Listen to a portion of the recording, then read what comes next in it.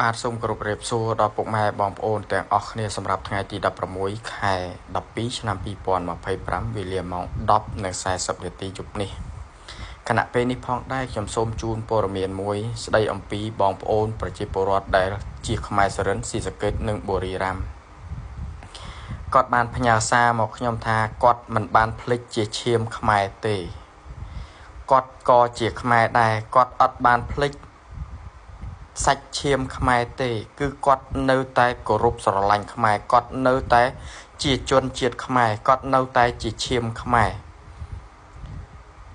ហើយគាត់ក៏អរគុណខ្ញុំដែលបានផ្ដល់ព័ត៌មានជាច្រើនអំពីតបសៀមដែលមានធ្វើចរិតរឹកពីចង់បំផ្លិចបំផ្លាញជនជាតិខ្មែរយើងគឺខ្មែរសុរិនស៊ីសកេតនិងបុរីរាមនឹងឯងអញ្ចឹងពួកគាត់កំពុងតែបានថារកឱកាសណាមួយដែលសមស្របគាត់នឹងសាមគ្គីជាមួយនឹងខ្មែរកណ្ដាលទាំងអស់គ្នាហើយគាត់បានផ្ញើសារមកខ្ញុំគឺបែបហ្នឹងតែនេះមិនដឹងថាជាសម្ដីពិតរបស់គាត់ឬក៏យ៉ាងណាទេតែក៏អរគុណចំពោះគាត់ដែរ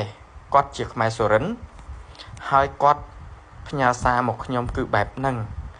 គឺគាត់កំពុងតែរកឱកាសណាមួយដែលសមស្របដើម្បីសាមគ្គីជាតិសាសន៍ខ្មែរតែមួយឈាមជ័រខ្មែរតែមួយដើម្បីប្រឆាំងជាមួយនឹងសៀមគឺគាត់និយាយមកខ្ញុំគឺបែបហ្នឹងតែខ្ញុំអត់អាចបង្ហាញពី account របស់គាត់បានទេព្រោះនេះជាការលាក់ការសម្ងាត់ចំពោះពួកគាត់អញ្ចឹង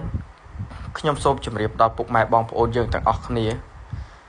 បងប្អូនខ្មែរសុរិនមួយចំនួនគាត់នៅតែជាឈាមជ័រជាខ្មែរហើយគាត់នៅតែគោរពស្រឡាញ់ជាតិសាសន៍ខ្មែរដូចគ្នាអញ្ចឹងខ្ញុំក៏អត់ទាន់ដឹងថាយ៉ាងម៉េចទេហើយក៏អរគុណចំពោះគាត់ចំពោះពួកគាត់ដែលបានផ្ញើសារឆ្លើយតបមកខ្ញុំបែបនេះវិញអញ្ចឹងខ្ញុំអត់ទាន់ដឹងថាយ៉ាងម៉េចយ៉ាងម៉ានោះទេគឺគ្រាន់តែដឹងថា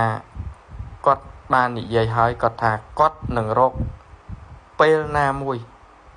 ដែលសមស្របដើម្បីសាមគ្គីជាតិសាសន៍ខ្មែរតែមួយ